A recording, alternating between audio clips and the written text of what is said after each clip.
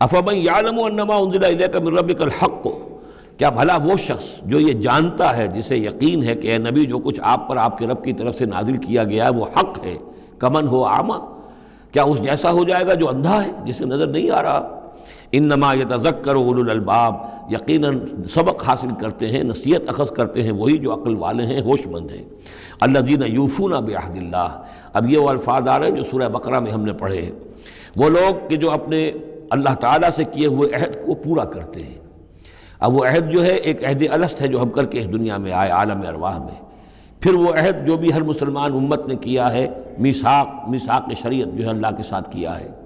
ہر بندہ مومن جو عہد کرتا ہے، ان اللہ اشتری من المؤمنین انفسهم واموالهم بان لهم الجنہ، یہ سارے عہد ہیں درجہ بدرجہ۔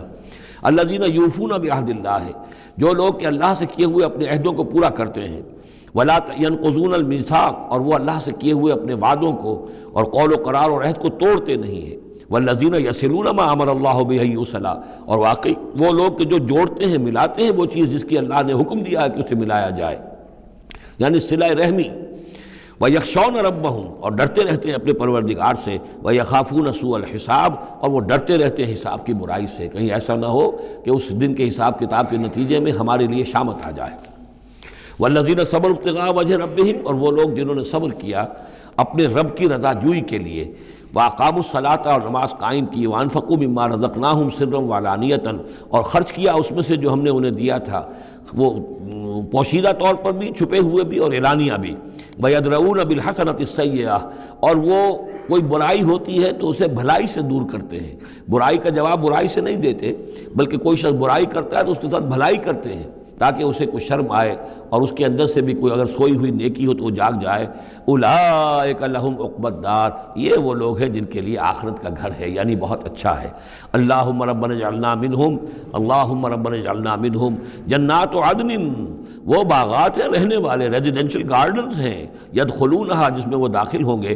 ومن صلح من آبائہم وازواجہم، اور جو بھی صالح ہوں گے ان کے آباء میں سے، ان کی بیویوں میں سے، وذریاتہم، اور ان کی اولاد میں سے۔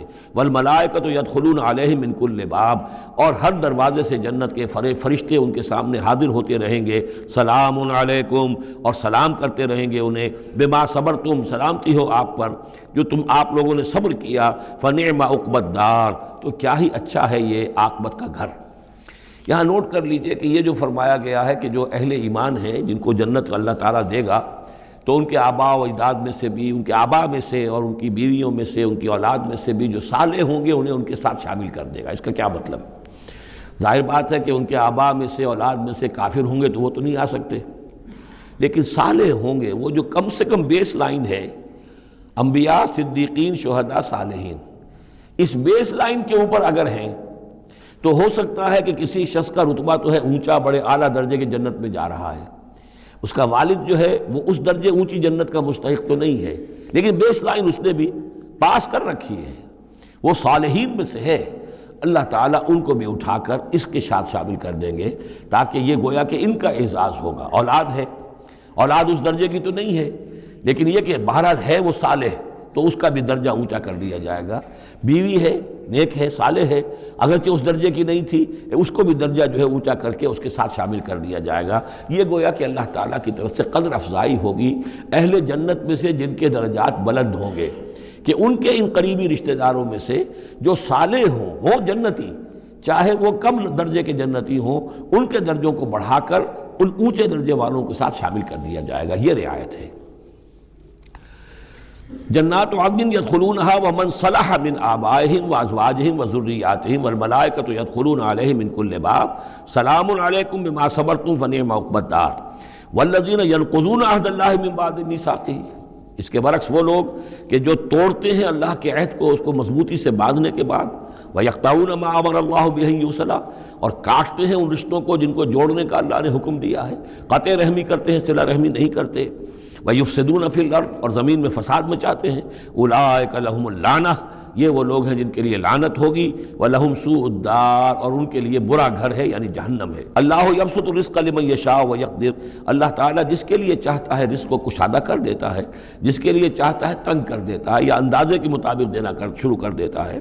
وَفَرِحُوا بِالْحَیَاةِ الدُّنْیَا، اور یہ مگن ہو جاتے ہیں، پوری طرح سے خوش اور مطمئن ہو جاتے ہیں دنیا کی زندگی ہی میں، فریفتہ ہو جاتے ہیں۔